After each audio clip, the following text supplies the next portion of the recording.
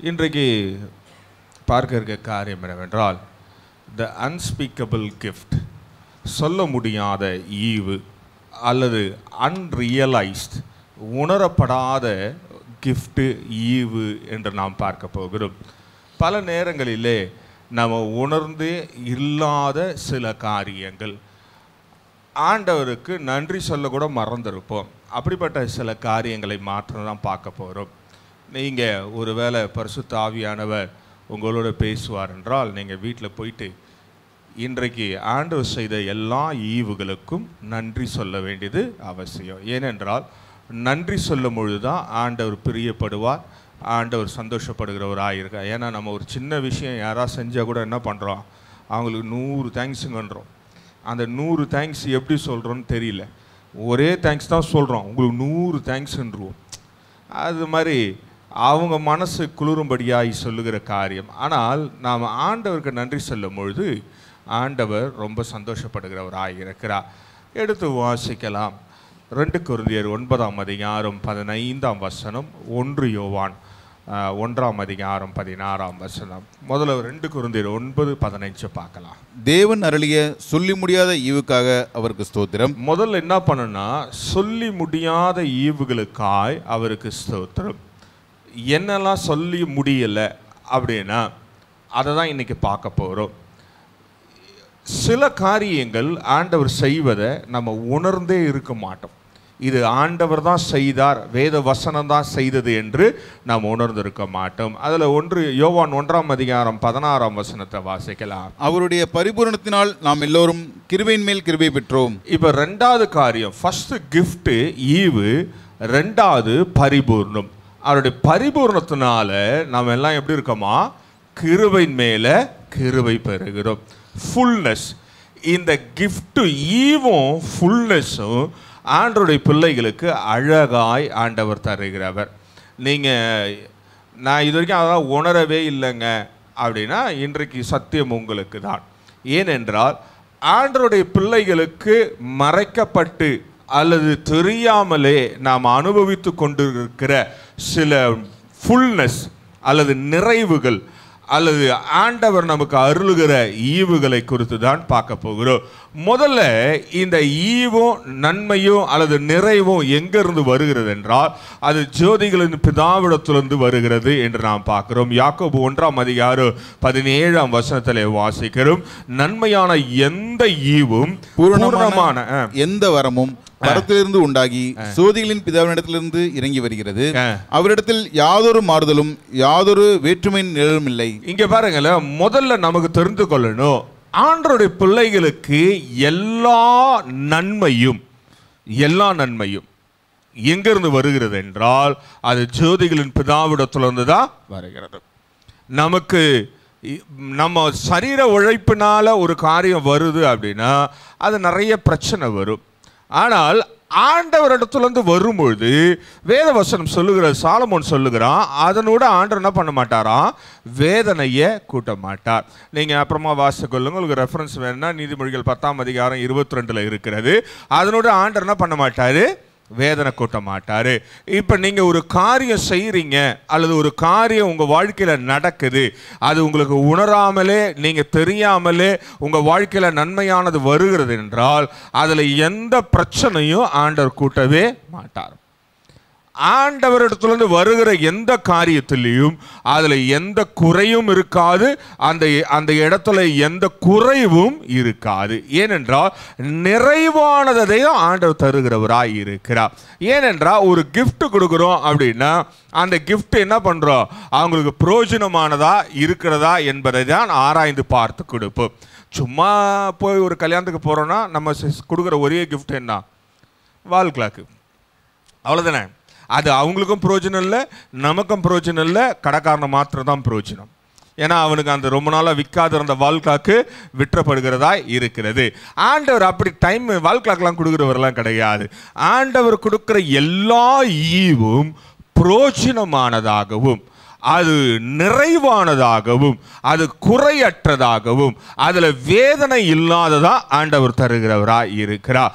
ஒருவேளை நீங்கள் மாம்சத்தில் ஒரு காரியத்தை தேர்ந்தெடுக்கும் பொழுது அதில் ஒரு காரியத்தை செய்யும் பொழுது அதில் நிறைய பிரச்சனைகள் இருந்து கொண்டே தான் இருக்கும். அதில் பிரச்சனை இல்லாமல் இருக்காது. கடைசி வரைக்கும் சே போ இது இதோட வானா அப்படின்ற அளவுக்கு பிரச்சனைகள் தலைக்கு மேலே வந்து நின்று கொண்டே இருக்கும். ஆனால் ஆண்டவர் செய்யும் பொழுது அதில் எந்த பிரச்சனையோ நம்ம கண்டுபிடிக்கவே முடியாது. உதாரணத்துக்கு ரட்சிப்பு என்பது ஆண்டவர் நமக்கு கொடுத்த முதல் ஈவு. அதில் குறை இருக்குது அப்படின்னா நீங்கள் உண்மையாக சரியாக ரட்சிக்கப்படலைன்னு அர்த்தம். ரெண்டாவது, பரிசுத்தாவியானவர் அவர் நம்ம கொடுக்குற ஈவு. ஏனென்றால் நீங்கள் ஒருவேளை நான் நல்லா பைபிள் வாசிக்கிறேன் ஜெபம் பண்ணுகிறேன் அப்படின்னா பரிசுத்தாவியானவர்கள் மேல் வருவாரா அல்லது பரிசுத்தாவி உங்களை நடத்துவாரானா? கிடையாது, வாய்ப்பே இல்லை. பரிசுத்தாவியானவர் இட்ஸ் எ கிஃப்ட். அதுதான் வேதம் சொல்லுகிற holy spirit is a gift. அந்த கிஃப்ட்டு உங்களுக்கு ஈவாக தான் ஆண்டவர் தருகிறவராக இருக்கிறார். அப்போ பரிசுத்தாவினர் வரும்பொழுது எப்பவுமே பரிபூர்ணமாய் நம்மை நடத்துகிறவராய் இருக்கிறார். இந்த ரெண்டுமே மேலேருந்து தான் வருது, கிஃப்டும் பரிபூர்ணமும். அதில் ஆண்டவர் எப்பவுமே வேதனையை கூட்ட மாட்டார். முதல்ல தெரிஞ்சுக்கொள்ளணும். ரெண்டாவது ஒரு காரியம் என்னன்னா, உங்களுக்கு தெரியாம நடந்து கொண்டிருக்கிற இந்த ரெண்டு யாருடைய வாழ்க்கையில் இருக்கிறதோ, ஈவும் பரிபூர்ணம் இருக்கிற உங்க வாழ்க்கையில தெரியாம நடந்து கொண்டிருக்கிற முதல் காரியம் என்னவென்றால், எடுத்து வாசிக்கலாம். 1 கொரிந்தியர் 15:57 1 Corinthians 15:57 பார்க்கலாம். நம்முடைய கர்த்தராகிய இயேசு கிறிஸ்துவினாலே நமக்கு ஜெயம் கொடுக்கிற தேவனுக்கு ஸ்தோத்திரம். இங்க பாருங்க, முதல் காரியம் என்ன தெரியுமாங்க? ஆண்டவர் நமக்கு தெரியாம நம்ம வாழ்க்கையில நடக்கிறதுலாம் அது ஜெயமாகவே இருக்கும். என்ன ஜெயத்தை ஆண்டவர் கொடுக்கிறாரு அப்படின்னா, அதுல முந்தின வசனம் 55-56 நீங்க வாசித்து பார்ப்பீங்கன்னா, மரணத்திலிருந்து ஜெயத்தை தருகிறவராய் இருக்கிறார். 55-56 நீங்கள் வீட்டில் போய் வாசிக்கொள்ளுங்க. அதில் என்னன்னா, மரணத்திலிருந்து ஒரு ஜெயத்தை தருகிறவர். ஏனென்றால் பிசாசு எப்பவுமே நம்ம என்ன பண்ணணும்னு யோசிப்பான், எப்படியாவது அடித்து நாசமாக்கி விழுங்கி விட வேண்டும் என்று அவன் அங்கலாய்த்து கொண்டிருக்கிறவனாய் இருக்கிறான். ஆனால் ஆண்டவருடைய பிள்ளைகளுக்கு அப்படி அல்ல. ஆண்டவர் அரணாய் இருந்து, கோட்டையாய் இருந்து, தூதர்களை வைத்து நம்ம பார்க்காம இருந்தாலும் நம்ம உணராம இருந்தாலும் நம்மை மரணத்திலிருந்து அழகாய் பாதுகாத்து கொண்டே இருக்கிறார். எது வரைக்கும் பாதுகாப்பார் அப்படின்னா, 2 விஷயம் வரைக்கும் தான் நடக்கிற வரைக்கும் ஆண்டவர் பாதுகாப்பார். ஒன்று, அவருடைய தீர்மானம் முடிகிற வரைக்கும். இல்லை நீங்கள் மகா பரிசுத்தம் ஆயிட்டீங்கன்னா இங்கே இருக்கிறதுக்கு தகுதி இல்லைன்னு கூட்டுருவார். 2 ரீசன் தான். இப்போ நமக்கு முன்பதாய் மரித்த பரிசுத்தவான்கள் எல்லாம் 2 ரீசன் தான். ஒன்று, அவங்க ஆண்டவர் பிரித்தெடுக்கும் பொழுது எதற்காய் பிரித்தெடுத்தாரோ அந்த நோக்கம் முடிவதென்றால் அவர்களை கொண்டு போய் சேர்த்து கொள்வார். இல்லை அவங்க ரொம்ப பரிசுத்தமாயிட்டாங்கன்னா இந்த பாவ பூமியில் இருப்பதற்கு தகுதி இல்லைன்னு ஆண்டவர் கூட்டுக்குவார். வேற எந்த ரீசனும் கிடையாது. இதன் நடுவில் இங்கே அங்கேயும் இல்லாத இருக்கிறவங்களை குறித்து நமக்கு தேவையில்லை. ஏனென்றால் நியாயத்தீர்ப்பு நாளில் நம்ம பார்த்து கொள்ளலாம். அப்போ 2 காரியம், நீங்களும் நானும் உயிரோடு இருக்கிறோன்னா, ஒன்று, நம்ம இன்னும் மகா பரிசுத்தமாக மாறலை. இல்லை அவர் செய்ய வேண்டிய திட்டத்தை, உன்னையும் என்னையும் பாவத்திலிருந்து மீட்டெடுக்கப்பட்ட திட்டத்தை இன்னும் நம்ம செய்து முடிக்கல அப்படின்னு தான் அர்த்தம். அப்போ ஆண்டவர் நம்மை முதலாவது என்ன பண்ணுறாருன்னா, நம்ம அறியாமலே நம்மை பாதுகாத்து கொண்டே இருக்கிறார். சில நேரங்களில் நம்ம வாகனத்தில் அல்லது ரோட்டில் போகும்பொழுது நமக்கு பக்கத்தில் இருக்க வண்டி டமால்னு சவுண்டு வரும். நம்ம அலறி எழுந்து முழிச்சு பார்க்கும்போது பக்கத்தில் இருக்கிற வண்டி ஆக்சிடென்ட் ஆகிருக்கும். ஆனால் நம்ம பாட்டுன்னு போயிட்டே இருப்போம். காரணம் என்ன? அது ஒன்றும் கிடையாது. ஆண்டவர் நம்ம மறைமுகமாய் நம்ம கண்களுக்கு தெரியாதபடி நம்மை மரணத்திலிருந்து அழகாய் பாதுகாக்கிறார். அப்போது எத்தனை முறை நம்மளை பாதுகாத்திருக்கிறார் அப்படின்னா, ஒவ்வொரு நாளும் பாதுகாக்கிறார். ஒவ்வொரு நாளும் ஆண்டவர் பாதுகா. 2வது ஒரு காரியத்தை அதிலேயே பார்க்கலாம். ரோமர் 6:23 வாசிக்கலாம். பாவத்தின் சம்பளம் மரணம், தேவனுடைய கிருபை வருமோ நம்முடைய கர்த்தராகிய இயேசு கிறிஸ்துவினால் உண்டான நித்திய ஜீவன். இங்க பாருங்க, 2வது ஒரு காரியம் என்னன்னா, பாவத்தின் சம்பளம் மரணமாயிருக்கிறது. ஆனா இயேசு கிறிஸ்துவினால உண்டாவது என்னவென்றால் நித்திய ஜீவனாய் இருக்கிறது. இப்போ பாவமே செய்யல அப்படின்னு யாருமே சொல்ல முடியாது. ஏனென்றால் இயேசுவே சொல்ல, உங்களில் யார் பாவம் செய்யலையோ அவன் என்ன பண்ணுமா, முதல்ல கல் எடுத்து அடிங்கடான்றார். ஒரு ஆள் இல்லை பார்த்துங்க. அங்கே எவ்வளோ நல்லவங்களாம் இருந்தாங்க தெரியுங்களா? சட்டத்தை பேசியவர்கள் இருந்தார்கள், சட்டத்தை கடைபிடித்தவர்கள் இருந்தார்கள், நியாயப்பிரமாணத்தை சிறு வயதிலிருந்து கடைபிடித்தவர் இருந்தா. ஆனால் ஒருத்தன் கூட என்ன பண்ண முடியல, கல் அடிக்கவே முடியல. ஒருவேளை நீங்கள் பாவமே இல்லை அப்படின்னா உண்மையிலே நீங்கள் 2வது கேட்டகரியில் மேலே இருக்க வேண்டிய ஆள். அப்போ ஒன்று தெரிந்து கொள்ள வேண்டியும், பாவத்தின் சம்பளம் என்றைக்கு இருந்தாலும் என்னதான், மரணம். ஆனால் இயேசு கிறிஸ்துனால உண்டாவது என்னவா இருக்கா, நித்திய ஜீவனாய்.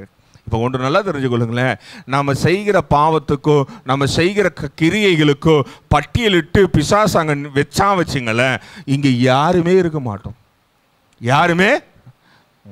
நீங்கள் சொல்லலாம், ஐயோ நாங்களாம் அப்படி இல்லைங்க, ரொம்ப சந்தோஷம், ரொம்ப சந்தோஷம். ஆனால் ஒன்று தெரிந்து கொள்ளுங்க, ஆண்டவர் நம்ம எல்லா பாவத்திலிருந்து, பிசாசு நமக்கு எதிராய் வைக்கிற ஒவ்வொரு வாதங்களிலிருந்து ஆண்டவர் நம்ம என்ன பண்ணுறாரா, தப்பித்து கொண்டே இருக்கிறார். இது நமக்கு எத்தனை பேருக்கு தெரியும்? இயேசு கிறிஸ்து பரலோகத்தில் என்னங்க பண்ணிட்டு இருக்காரு இப்போ அப்படின்னு கேட்டிங்கன்னா, சாப்பிட்டு நல்லா தூங்கிட்டு இருக்காரு.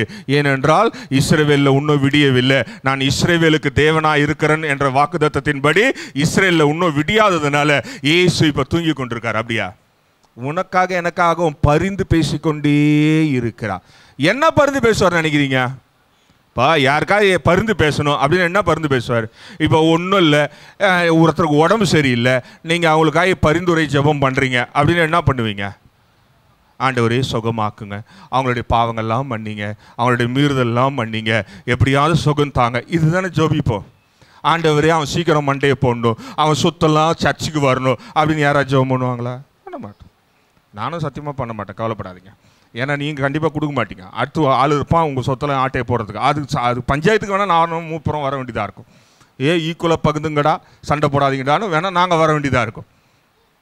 ஆனால் இயேசு அங்கே நமக்காக என்ன பண்ணி கொண்டிருக்காருன்னா, நம்மளுடைய பாவத்துக்காக, மீறுதலுக்காக அவர் பரிந்துரை பண்ணிக்கொண்டே இருக்கிறார். இன்னொரு விஷயம் கொடுங்க, இன்னொரு தடவை அவனை என்னோட ரத்தத்தினால கழுவுறேன், இன்னொரு தடவை அவனை அபிஷேகிக்கிறேன், இன்னொரு நாள் அவனுக்கு கொடுங்க அப்படின்னு சொல்லி ஆண்டவர் நம்மளுடைய பாவத்துக்காக எல்லாம் நமக்கு தெரியாமலே நடந்து கொண்டிருக்கு. தெரியுமா உங்களுக்கு? இன்றைக்கு தெரிந்து கொள்ளுங்க. அடுத்தபடியா 2வது ஒரு பெரிய காரியத்தை செய்கிறார். என்னவென்றால் யோவான் 1 யோவான் 5ஆம் அதிகாரம் 11ஆம் வசனத்தையும் 12ஆம் வசனத்தையும் வாசிக்கலாம். தேவன் நமக்கு நித்திய ஜீவனை தந்திருக்கிறார், அந்த ஜீவன் அவருடைய குமாரனில் இருக்கிறது என்பதே அந்த சாட்சியாம். குமாரனை உடையவன் ஜீவனை உடையவன், தேவனுடைய குமாரன் இல்லாதவன் ஜீவன் இல்லாதவன். இங்க பாருங்களேன், 2வது மிகப்பெரிய காரியம். முதல் காரியம் என்ன சொன்ன, நமக்கு ஜீவனை தருகிறவர். அந்த ஜீவனை எப்படி தரார்னா, நம்மளுடைய பாவத்திலிருந்து விடுதலை ஆக்கி நம்மளை ஒவ்வொரு நாளும் பாதுகாத்து நமக்கு கண்ணுக்கு தெரியாத தூதர்களை வைத்து பாதுகாக்கிறார். அது முதல் காரியம். அதுக்காக நீங்களும் நான் என்ன பண்ணோம், தினந்தோறும் கொரட்டை விட்டு தூங்கணும். சர்ச்சில் வந்தால் கூட என்ன பண்ணுமா, நன்றி சொல்லிக்கொண்டே இருந்தார். 2வது ஒரு காரியம் என்னவென்றால், இயேசு கிறிஸ்துவ உடையவன் ஜீவன் உடையவன். இப்போ நம்ம வாழ்க்கையில் யார் இருக்கிறா? யாருங்க இருக்கிறா? ஆண்டவரை தான் ஏற்றுக்கொண்டிருக்கிறோம். அவர் தான் தேவகுமாரன், அவன் தான் ரட்சகர் என்று ஏற்றுக்கொண்டிருக்கிறோம். ஒருவேளை இயேசு கிறிஸ்துவை ஏற்றுக்கொள்ளாமல் இருந்தால் நமக்கு என்ன கிடையாது? ஜீவனே கிடையாது. அதான் வாசிக்க 12ஆம் வசனத்தை வாசிங்க.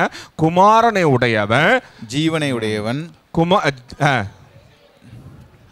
இங்க நித்திய ஜீவன் சொல்லிக்குதா, சாதா ஜீவன் சொல்லிக்குதா?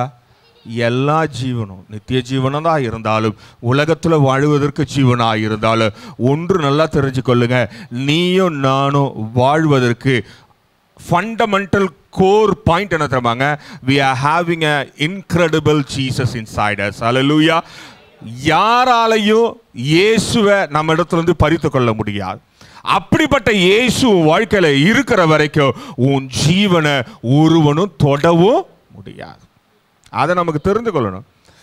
நம்மளாம் சொல்கிறோம், சில சாட்சிகள்லாம் கேட்குறோம், பலமான பயங்கரமான விபத்து அல்லது நோய்வாய்ப்பட்டு பெரிய ஆப்ரேஷன் ஆண்டவர் ஜீவன் கொடுத்தாருன்னா வேற ஒன்றும் கிடையாது. நீ செய்ய வேண்டியது நிறையா இருக்குது, செய்ய வேண்டியது உடனே நம்ம நினச்சோம், ஆமாம் ஆண்டவர் என்னுடைய குழந்தைக்கு திருமணத்துக்காக எனக்கு திரும்ப ஜீவன் கொடுத்தார் அப்படி நினச்ச போகும்போது சாயங்காலம் பார்த்துக்கோ வந்துடுவோம் எல்லாம் சேர்ந்து வீட்டுக்கு.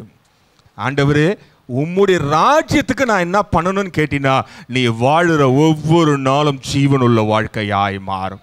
அப்படி என்றால் ஒன்று தெரிந்து கொள்ளுங்க, நமக்கு ஜீவன் இருக்கிற காரணம் என்னன்னா we are having Jesus inside us.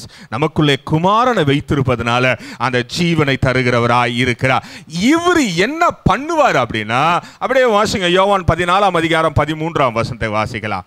நீங்கள் என் நாமத்தினாலே எதை கேட்பீர்களோ குமாரனில் பிதா மகிமைப்படும்படியாக அதை செய்வேன். இங்க பாருங்களேன், இப்போ குமாரனை வைத்திருக்கிறவங்க மாத்திரம்தான், குமாரனை வைத்திருக்கிறவங்க மாத்திரம்தான் கேட்கறது என்ன பண்ணுவாராம், செய்வாராம். அதுல 14ஆம் வசனம் தெளிவாய் சொல்லுகிறது, என் நாமத்தினால நீ எதை கேட்டாலும் எதை கேட்டாலும் செய்வார்.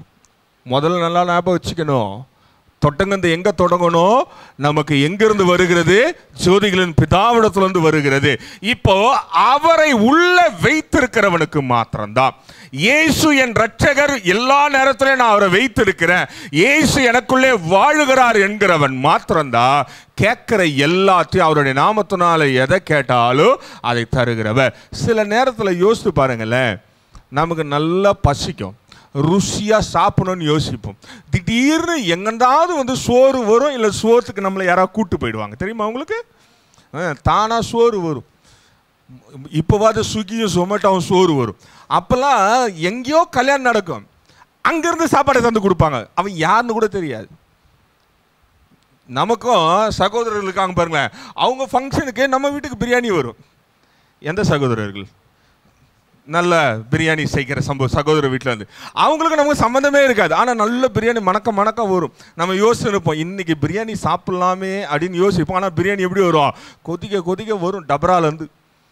அப்போ ஒன்று நல்லா தெரிந்து கொள்ளுங்களேன், சின்ன விஷயமா இருந்தாலும் பெரிய விஷயமா இருந்தாலும் ஆண்டவருடைய நாமத்தில் கேட்கும் பொழுது அது நடக்கும். சில நேரத்தில் படித்து முடித்து வேலைக்காக உட்காந்துன்னு இருப்போம், ஆண்டவரே ஒரு நல்ல வேலை தாங்க, நல்ல ஜெபம் பண்ணிக்கினே இருப்போம்.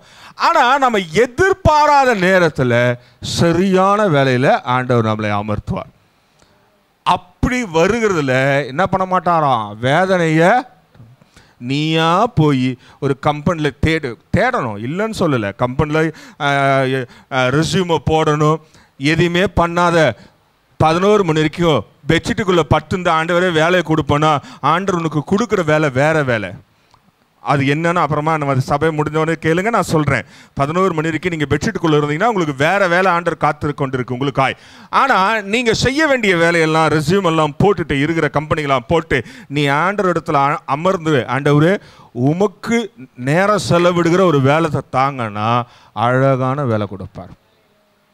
ஞாயிற்றுக்கிழமை சர்ச்சுக்கு வரலாம், எல்லா கூட்டத்துக்கும் வரலாம், எல்லா காரியத்தையும் செய்யலாம். இந்த ஏடாகுடமாக போய் நம்மளா தேடுற போது அவன் வெப்பா பாருங்க, முதல் செக்மேட் எங்கே தெரியுமா, ஞாயிற்றுக்கிழமை வேலைக்கு வரணும். இப்போ சாட்சி கேட்ட பார்த்தீங்களா, ஒரு வருஷத்தில் எத்தனை வாரம்னு தெரியல எனக்கு, 10 வாரம் தானே, கரெக்டாக தான் வந்துக்குது. அப்போ 10 வாரமா? அப்போ ஒன்றெல்லாம் தெரிஞ்சுக்கலுங்க, நம்ம தேடும்பொழுது கேட்கும்பொழுது எப்படி தெரியுமா இருக்கணும், ஆண்டவரிடத்தில் விடுவோம் என்றால் வேதனை கூட்டவே மாட்டார். சரியாக ஆராதிக்கிறதுக்கும் நேரம் கிடைக்கும், ஆண்டவரிடத்தில் நன்றி சொல்லுவதற்கும் நேரம் கிடைக்கும். அப்படிப்பட்ட நன்மை அவருடைய நாமத்தினால கேட்கும் பொழுது ஆண்டவர் தருகிறவராயிருக்கா. இப்போ யோசிச்சு பாருங்களேன், நம்ம வாழ்க்கையில் எத்தனை காரியங்கள் ஆண்டவர் அழகாய் செய்திருக்கிறார். அதுவும் வேதம் சொல்லுகிறது, நாம் நினைப்பதற்கும் வேண்டுவதற்கும் மேலா கொடுக்கிறவராய் இருக்கிறார். எடுத்து வாசிக்கலாம், எபேசியர் 3ஆம் அதிகாரம் 20ஆம் வசனத்தை வாசிக்கலாம். நாம் வேண்டிக் கொள்கிறதற்கும் நினைக்கிறதற்கும் மிகவும் அதிகமாய் நமக்குள்ளே கிரியை செய்கிற வல்லமின்படியே நமக்கு செய்ய வல்லவராகி அவருக்கு. இங்கே பாருங்களேன், நீங்கள் அந்த பகுதியை அப்புறமா வாசிக்கலாம். இங்கே பாருங்களேன், இப்போ இதெல்லாம் ரொம்ப ஓவரா இல்லை ஆண்டவர் செய்யறது. இப்போ நம்ம கேட்குறோம், என்ன கேட்குறோம், ஆண்டவரே என் வீட்டு வாசலில் ஒரு நல்ல ஒரு ஹெலிகாப்டர் நிறுத்துங்க ஆண்டவரே அப்படின்னு கேட்குறோன்னு வச்சுங்களேன். ஆண்டவர் யோசிப்பார், தெருவில் பைக் வர்றதுக்கே வழி இல்லை, ஹெலிகாப்டர் எங்கே நிறுத்துறது? அப்புறம் ஆண்டவரா பார்த்து நம்மளை கொண்டு போய் ஒரு வனாந்தரத்தில் ஒரு இடம் வாங்கி அங்கே வீடை மாற்றின பிறகு ஆண்டவரே இந்த வனாந்தரத்தை அவர் யோசிப்பார், நீ தானே ஹெலிகாப்டர் கேட்ட, ஹெலிகாப்டர் இறக்கிறதுக்கு ஒரு இடம் வேணும்னா வனாந்தரத்தில் தான் இறக்க முடியும். அதுக்கப்புறம் ஆண்டவரே சபையிலேருந்து இவ்வளோ தூரத்தில் இருக்குது எல்லாத்தையும் அவர் மேலே கம்ப்ளைண்ட் பண்ணுவோம், கேட்டதை மறந்துடுவோம். இப்போ ஒன்றரை தெரிஞ்சுக்கல, இது கொஞ்சம் ஓவராக தான் இருக்கும். நம்ம நினைப்பதற்கும் வேண்டுவதற்கும் அதிகமாக செய்கிறவராம். இப்போ சில நேரத்தில் நம்ம ஒரு பட்ஜெட் வச்சுருப்போம். இப்போ எல்லாருமே மேக்ஸிமம் பட்ஜெட்டு போட்டு தான் குடும்பம் நடத்துகிறோம். பட்ஜெட் போடாமல் குடும்பம் நடத்துவீங்க அப்படின்னா அது கொஞ்சம் தடுமாற்றமாக தான் இருக்கும். சிலருக்கு அது பழகிட்டு இருக்கோம், இந்த மாதம் இதெல்லாம் செலவுங்க மனப்படமாக தெரியும். சிலருக்கு வந்து பட்ஜெட் போடாமலே அழகாக நடத்திடுவாங்க. ஆனால் பொதுவாக இவ்வளோ வருமானம் இருக்குன்னா இவ்வளோ பட்ஜெட்டு போட்டு நடத்துவோம். ஆனால் மாத கடைசியில் பார்த்தீங்கன்னா பொதுவாக என்ன நடக்கும்னா எதுவுமே இருக்காது, எதுவுமே இருக்காது. இப்போ அதுவும் இப்போ பெண்கள் கிட்ட கொடுத்தீங்க அப்படின்னா அவங்க சிறப்பாக நடத்துவாங்க. அவங்க எப்படியாவது அடுத்த மாதம் 10ஆம் தேதி வரைக்கும் அதை நடத்தி கொண்டு வந்துடுவாங்க.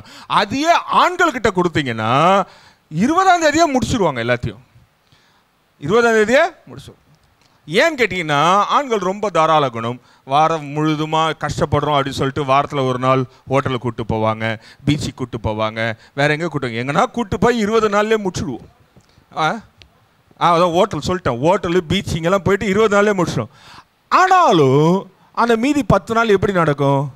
கிரெடிட் கார்டில் நடக்குதுங்கன்னா இப்போ சொல்கிறேன், நல்லா கேட்டுங்க, போய் கிரெடிட் கார்டை சரண்டர் பண்ணுறங்க, வச்சுருக்காதீங்க. அது பிசாசு கொண்டு வருகிற அழகான என்னது தந்திரம். கிரெடிட் கார்டு வச்சுருக்காதீங்க. ஏனென்றால் நமக்கும் கிரெடிட் கார்டுக்கும் ஆகாது. ஏன்னா நமக்கு கிரெடிட்டே கிடையாது, நமக்கு ஒன்லி ஆல்வேஸ் டெபிட். பரலோகத்தில் அங்கே டெபிட் பண்ணாலும் நம்ம அக்கௌண்ட் என்ன வந்துடணும், பணம் வந்துடணும். அப்போ ஒன்று நல்லா தெரிந்து கொள்ளுங்க, மீதி இருக்க நாட்கள்லாம் எப்படி முடிக்கிறோம், எப்படியோ ஆண்டவர் நடத்துகிறார். அதே போல் ஒரு திருமணம், ஒரு ஏதோ ஒரு காரியம் நடத்துகிறோம், உங்கள் வீட்டில் ஏதோ ஒரு பெரிய காரியம் நடத்துகிறோன்னா நம்ம ஒரு பட்ஜெட்டை வச்சுருப்போம். அதுவும் விசேஷமாக இந்த வீடு கட்டுறவங்க பார்த்தீங்கன்னா நான் இந்த 10 லட்சத்தில் வீடை கட்டிடணும்னு பிளான் பண்ணுவாங்க. முடிக்கும் போது எவ்வளோங்க ஆச்சுன்னு கேட்கலாம், 20 லட்சம் ஆச்சுன்னுவாங்க. என்னங்க பண்ணீங்க 10 லட்சம்? தெரிலன்னா எங்கேருந்து வந்திருக்கோம்? இப்போ கூட சாட்சி கேட்டோம், எவ்வளோ எடுத்துன்னு போனாரா? 300 ரூபாய் தானே எடுத்துன்னு போனாரு. காணான் இருக்காரு. 300 ரூபாய் எடுத்துன்னு போனாராம். எவ்வளோ செலவாச்சான்? நான்லாம் ஷாக் ஆகிட்டேன். 300 ரூபாயில் அதிகபட்சம் 4 பேர் தோசை சாப்பிட்ருக்கலாம், அவ்வளோதான். இல்லை 6 பேர் சாப்பிட்ருக்கலாம், இல்லை கொஞ்சம் அடியே இறங்கி வந்தால் ஒரு 30 பேர் 10 ரூபா தோசை சாப்பிட்ருக்கலாம், அவ்வளோதான் செய்ய முடியும். ஆனால் ஆண்டவர் பாருங்கள், அழகாக நினைப்பதற்கும் வேண்டுவதற்கும் மேலே பல காரியங்களை நம்ம வாழ்க்கையில் செய்திருக்கிறார். ஹல்லேலூயா. நம்ம இதுக்கெல்லாம் நன்றி சொல்லியிருக்கிறோமா? என்னைக்காவது அதை நினச்சி பார்த்துருக்குறோமா? எப்படி இவ்வளோ பெரிய ஆசீர்வாதத்துக்குள்ளே நான் இருக்கிறேன், எப்படி ஆண்டவர் என்னை இந்த இடத்துல வைத்திருக்கிறா, எப்படி என்னை போதுமானவராக எல்லா விதத்துலையும் சம்பூர்ணமாக நடத்தியிருக்கிறாரு, எப்படி என் வாழ்க்கையில் இந்த இடத்துல குறைவு வரும் என்று எண்ணின இடத்துல நிறைவாய் நிறுத்தியிருக்கிறாரு, எப்படி இந்த இடத்துல நான் வெட்கப்பட்டு போவேன் என்று எண்ணுகிற இடத்துல என் முகத்தை பிரகாசமாய் நிறுத்தியிருக்கிறார் என்று என்னைக்காவது எண்ணி இருக்கிறோமா? ஏன் தெரியுமா? உனக்குள்ளே இருக்கிறவர் உலகத்தில் இருப்பவனை காட்டிலும் பெரியவர். அந்த ரட்சகர் உள்ள இருக்கிற வரைக்கும் நமக்கு தெரியாமலே இதெல்லாம் நடந்து கொண்டே இருக்கும். தெரியுமா உங்களுக்கு? சில நேரத்தில் காலையில் கிளம்பும் பொழுது ஒன்றுமே இருக்காது பாக்கெட்டில், ஒரு 100 ரூபா எடுத்துகிட்டு போவாங்க. சாயங்காலம் வரும்போது அந்த 100 ரூபா இருக்கும். அப்படியே வண்டியில் பெட்ரோல் காலியாக இருக்காது, நல்லா சாப்பிட்ருப்பாங்க, டீ குடிச்சிருப்பாங்க, எல்லாம் எப்படிங்க நடந்து தெரிலங்க. யாரோ வந்தாங்க, ஃப்ரெண்டை பார்த்தா வாங்கி கொடுத்தாங்க, ஆனால் போன 100 ரூபா ரிட்டர்ன் அப்படியே வந்திருக்கான். ஏனென்றால் ஆண்டருக்கு தெரியும் அந்த 100 ரூபா வேற எங்கேயோ தேவை, ஆனால் நீயும் நானும் அதை உணராமல் இருந்திருப்போம். அப்படி என்றால் இன்றைக்கு யோசித்து பாருங்களேன், நாம் நினைப்பதற்கும் வேண்டுவதற்கும் அதிகமான காரியங்களை ஆண்டவர் செய்கிறவராக இருக்கிறார். மூன்றாவது ஒரு பெரிய காரியம், முதல் காரியம் என்ன சொன்ன, எல்லா மேலந்து வரத்தில் அவர் எந்த பிரச்சனையும் கூட்ட மாட்டார். ரெண்டாவது ஜீவனை தருகிறவர். மூன்றாவது நம்ம நினைப்பதற்கும் அதிகமாய் தருகிறவர். நாலாவது ஒரே ஒரு காரியத்தை பார்த்து நான் முடிச்சிருவேன், டைமுக்கு கவலைப்படாதீங்க. நாலாவது ஒரு பெரிய காரியம் ஆண்டவர் கொடுத்துருக்காரு தெரியுமா? யாக்கோபு 4ஆம் அதிகாரம் 7ஆம் வசனத்தில் வாசிக்கலாம். ஜேம்ஸ் 4:7 பார்க்கலாம். ஆகையால் தேவனுக்கு கீழ்ப்படிந்திருங்கள், பிசாசுக்கு எதிர்த்து நில்லுங்கள், அப்பொழுது அவன் உங்களை விட்டு ஓடி போவான். இங்க பாருங்களேன், இதுல பெரிய ரகசியம் இருக்கு. நீங்க கீழ்ப்படிந்து ஏற்கு தேவனுக்கு கீழ்ப்படிந்து சும்மா பிசாசை பார்த்து அப்பால போ சாத்தானா முடிஞ்சிடும். பல நேரத்தில் நம்ம தூக்கத்திலேருந்து எழுந்து ஏதாவது ஒரு கனவு கண்டு எழுந்து ஜெபம் பண்ணுவோம். இல்லை சில நேரத்தில் தூக்கம் போயே ஜெபம் பண்ணுவோம். தெரியுமா உங்களுக்கு? சில நேரத்தில் திடீர்னு விழிப்பு வந்துடும். ஏன் விழித்தோம் அப்படின்னு தெரியாது, ஏன் தூக்கம் போச்சுன்னு தெரியாது, ஆனால் ஜெபிக்க ஆரம்பிச்சிருவோம். தூக்கம் போய் ஜெபிச்சு, நான் உங்களுக்கு ரகசியம் சொல்லி தரேன் பாருங்களேன். திடீர்னு உங்களுக்கு தூக்கம் போயிடுச்சு அப்படின்னா, இன்றைக்கு பொதுவாக கேட்குறேன். நான் ஒரு சிலவங்கிட்ட கேட்கும்போது என்னங்க பண்ணுவீங்க, திடீர்னு நைட்டு தூங்க போச்சுன்னா என்ன பிரதர் பண்ணுறது, வந்து டிவியில் நியூஸில் இன்றைக்கி என்ன உலகத்தில் நடக்குது, இல்லை செல்ஃபோனில் என்ன நடக்குது, இல்லை எதனா ஆஃபீஸ் வேலை பார்ப்பேன். நான் ஒன்று சொல்லித்தரேன் கேளுங்களேன். தூக்கம் போச்சுன்னா எழுந்து ஜெபம் பண்ணி உங்களுக்கும் உங்களுக்கு குடும்பத்துக்கும் அல்லது உங்கள் வேலைக்கு விரோதமாக இருக்க சாத்தானை ஓட்டி பாருங்களேன். விடியறதுக்குள்ளே அவன் இருக்கவே மாட்டான். விடியறதுக்குள்ளே எத்தனை பேர் அந்த மாதிரி ஜெபிச்சுக்கிறீங்க நடுராத்திரி எழுந்து? ஆனால் நமக்கு தெரியுமா ஏன் ஓடுச்சுன்னு? காலையில் எழுந்த உடனே நமக்கு ஒரு ஃப்ரெஷ்ஷாக இருக்கும். காலையில் எழுந்தோடனே அன்றைக்கு செய்ய வேண்டிய வேலைலாம் சக்ஸஸ்ஃபுல்லாக இருக்கும். என்னன்னே தெரியாமல் அது வரைக்கும் அடைப்பட்டிருந்த கதவுகள் தானாகவே திறக்கும். நமக்கு தெரியாது. நம்ம நினச்சிருப்போம் ஒரு நாள் தூக்கம் வரல, அதனால ஜெபம் பண்ணுங்க, ஆண்டவருக்கு நன்றி சொன்னங்க, பிசாசை ஓட்டலாம் கூட பரவாயில்ல, ஆண்டவருக்கு நன்றி சொன்னங்க, அவரை துதித்து ஒரு 2 பாட்டு பாடினாங்க, நல்லா தூக்கம் வந்துங்க, திரும்ப தூங்கிட்டேங்க அப்படின்னா கூட பிசாசு தானாகவே ஓடி போயிருப்பான். நமக்கு பல விஷயங்கள் தெரியாது. ஏனென்றால் ஆண்டவரே சில நேரத்தில் தட்டி எழுப்புவார்.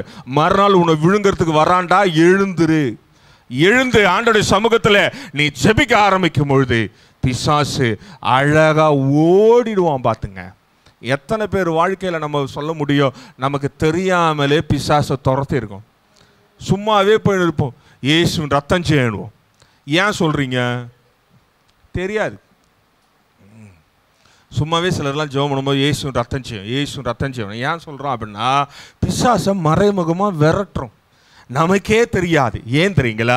நமக்குள்ள இருக்கிறவர் நம்மளை அழகாய் வேத வசனத்துக்கு நேராய் கீழ்ப்படுத்துகிறவராய் இருக்கிறார். இதில் இன்னொரு அடிஷனையும் கொடுப்பார். என்ன தெரியுமா? எடுத்து வாசித்து முடிச்சிருங்க. மத்தேயு 13:12 மட்டும் வாசித்து முடிச்சிருங்க. உள்ளவன் எவனோ அவனுக்கு கொடுக்கப்படும், பரிபூர்ணமும் அடைவான். இல்லாதவன் எவனோ அவனிடத்திலிருந்து உள்ளதும் எடுத்துக்கொள்ளப்படும். இங்க பாருங்களேன், ஒன்று நல்லா தெரிஞ்சுக்கொள்ளுங்களேன். இந்த பகுதி நீங்க வீட்டில் போய் 13ஆம் அதிகாரத்தை அழகா வாசித்து பார்த்தீங்கன்னா அதுக்கு முன்னாடி விதைப்பதை குறித்து பேசுவா. அவர் கப்பலில் உட்காந்து படகுல உட்காந்து அழகாக பிரசந்து கொண்டிருப்பா.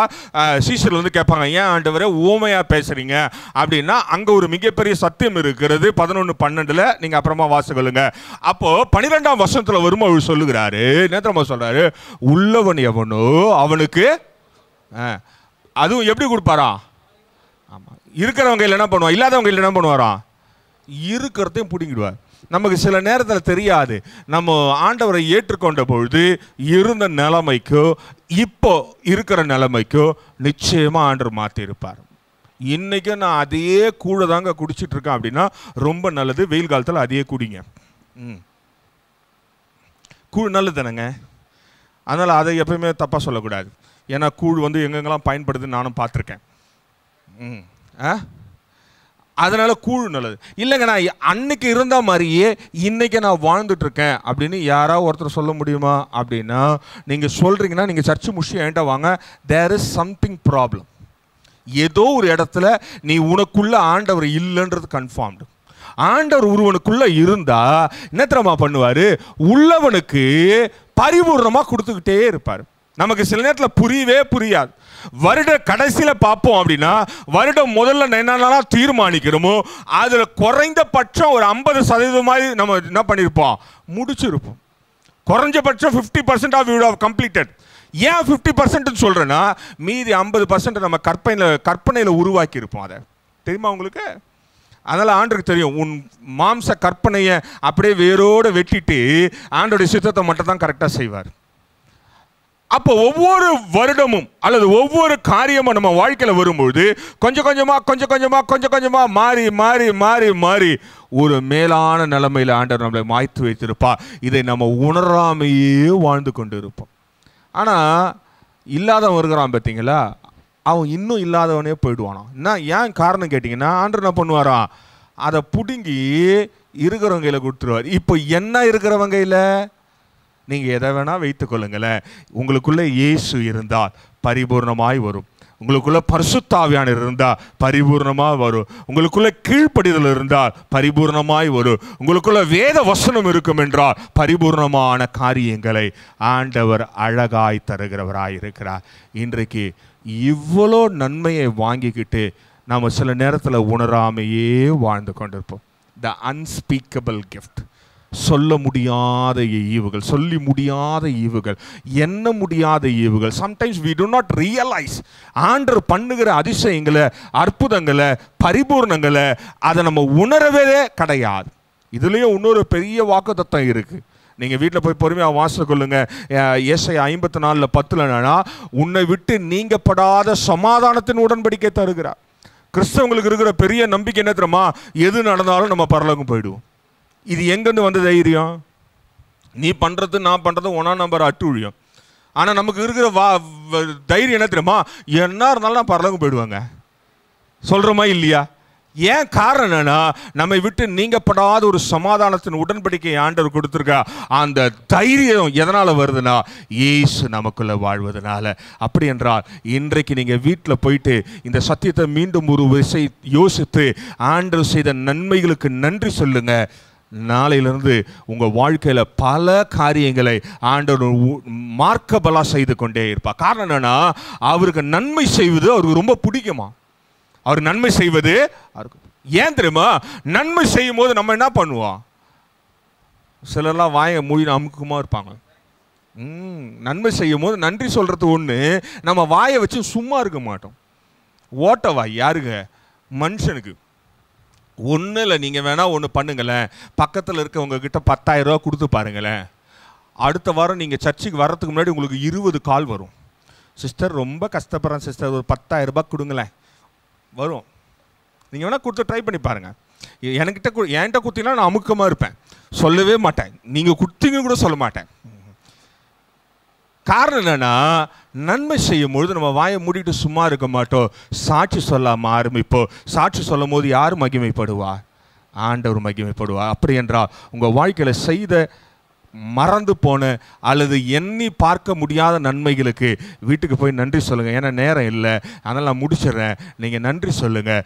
ஆண்டவர் இன்னும் சொல்லி முடியவே முடியாத அளவுக்கு நன்மைகளை நம்ம வாழ்க்கையில் செய்கிறவராக இருக்கிறார். இருந்த இடத்துல கண்களை மூடி, நீ நானும் ஜீவனோடு இருப்பது, நீ நானும் பாவத்திலிருந்து விடுதலையாக இருப்பது, எல்லாத்துக்கும் ஒரே ஒரு ஆள் தான் காரணம். அந்த ஆள் நம்ம வாழ்க்கையில் இருக்கிறார். அவர் தேவகுமாரனாக இருக்கிறார், நம்முடைய இரட்சகராக இருக்கிறார், நம்ம இருதயத்தில் வாசம் செய்கிறவராக இருக்கிறார். அவர் ஒவ்வொரு நாளும் நம்ம மரணத்திலிருந்து விடுதலை ஆக்குறார், ஒவ்வொரு நாளும் நம்மளுடைய பாவத்திலிருந்து விடுதலை ஆக்குறார், ஒவ்வொரு நாளும் பிசாசின் பிடியிலிருந்து விடுதலை ஆக்கி கொண்டே இருக்கிறார். ஒவ்வொரு நாளும் நம்ம நினைப்பதற்கும் அல்லது யோசிப்பதற்கும் மேலான நன்மைகளை செய்து கொண்டே இருக்கிறார்.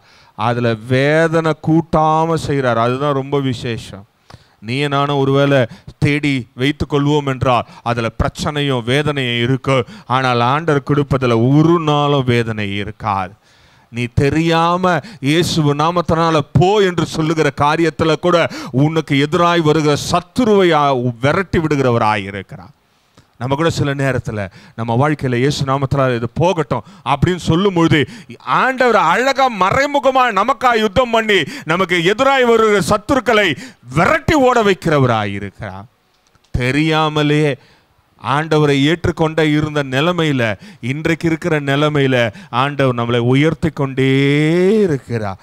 அன்றைக்கு 5,000 ரூபாய் இருந்தால் குடும்பம் நடத்திருக்கலாம், இன்றைக்கு 50,000 ரூபாய் கொடுத்தாலும் குடும்பம் நடத்துகிற அளவுக்கு ஆண்டவர் நம்மளை தெரியாமலே உயர்த்தி இருப்பார். அப்படி என்றால் ஆண்டவருடைய நன்மைகள் எவ்வளோ பெற்றுக்கொண்டிருக்கிறோம். அவருக்கு நன்றி சொல்லும் பொழுது ஆண்டவர் உங்களை மேலும் மேலும் மேலும் மேலும் மேலும் அதிகமாய் உங்களை சாட்சியா இந்த பூமியில் நிறுத்துகிறவராய் இருக்கிறார். அன்பின் பரலோக பிதாவே, இந்த காலையில் உங்களுடைய சமூகத்தில் நீர் செய்த நன்மைகளுக்கு, எங்களுடைய ஜீவனுக்கு, எங்களுக்காய் பரிந்து பேசிக்கொண்டிருக்க காரியத்திற்கு, எங்களுக்கு எதிராக இருக்கிற சத்துருக்களை நீங்கள் விரட்டி கொண்டிருப்பதுக்காய் நன்றி ராஜா.